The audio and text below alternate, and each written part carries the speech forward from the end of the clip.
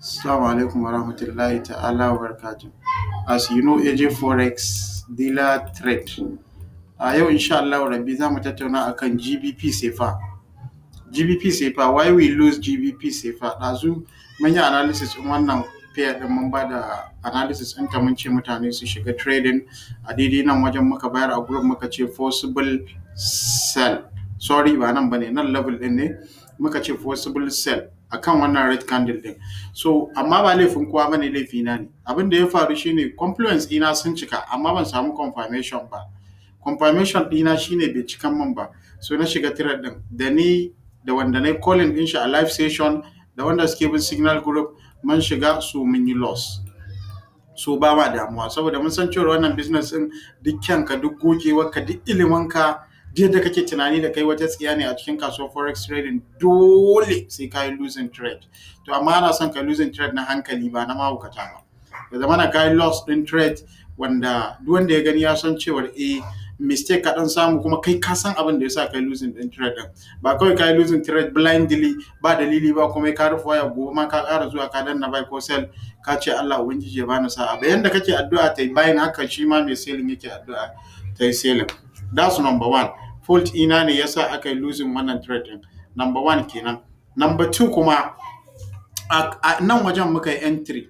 So ga inda aka ja ka taba mana stop loss almost 20 pips bara nuna mana. Daga nan wajen muka yi entry possible sell. So aka je nan gurin aka daukan mana stop loss almost nan haya idan ya zama na 20 pips an cire ma a kasuwa. So bayan an cire ma a kasuwa saboda ilimin mu a daidai yake kuma kasuwa cewa inda ilimin ka a daidai yake ko ta yi failing ɗinka za ta iya nuna ma cewa you are right. So gashi nan ta dawo ta ci gaba da selling ɗin. Yanzu haka tana selling ɗin tana ci gaba da biyan wa'inda suka shiga selling bayan mun fita ko bayan kasuwa ta cire mu. So wannan fault ɗinmu ne. Sorry guys wanda suka ɗauki trading ɗin nan a live session da wanda suka ɗauka a signal group. Amma abin farin cikin shine dama bambancin professional trader da retail trader shine ya zamana a ce in kana trading ko da yaushe calculating ɗinka profit ya fi loss ɗinka yawa. Yanzu wannan mun yi losing 20 pips. Kafin mu yi losing wannan trade ɗin dama na gaya mana waɗansu abubuwa guda uku da professional trader yake amfani da su. Let's go. Bari duba nuna mana Euro GBP shi kuma abin da yake faruwa a kan shi. After GBP sefa Euro GBP gashi nan. Yes, let's see. Euro GBP shi ma the same muka ba da signal ɗin shi muka ce possible buy. Na yi calling ɗin shi a live session class na ce possible buy. Gashi nan daga nan ya fara bara mu sa masa daga inda muka entry. Ra nuna muku mun yi entry a nan. So almost 19 pips. Sorry. Almost 18 pips yanzu. So almost 18 pips kenan saura 2 pips yayi covering din wancan loss din da muka yi na GBP sefa.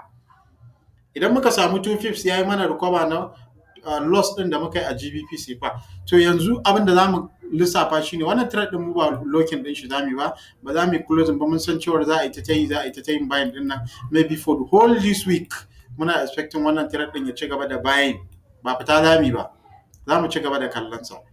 So na gaya muku bambancin professional trader da retail trader abubuwa ne guda uku dama. Number one bara rubuta mana ko kuma na faɗi square. Let's call it. Number one muna da big win. Number two small win. Number three break even. Number four small loss. Shi ke nan. Well done guys. Gashi ma yi recover. Ya ma yi recover. So ko yanzu muka closing din trade din nan mun yi recover wancan GBP sefa din mun fita a winning trade. Sannan whole this week jiya trade din mu winning, last month winning completely. So wannan ne kawai loss din mu. Congratulations guys. Allah ya ci gaba da ba mu sa'a. Thank you so much as AJFX dealer trade.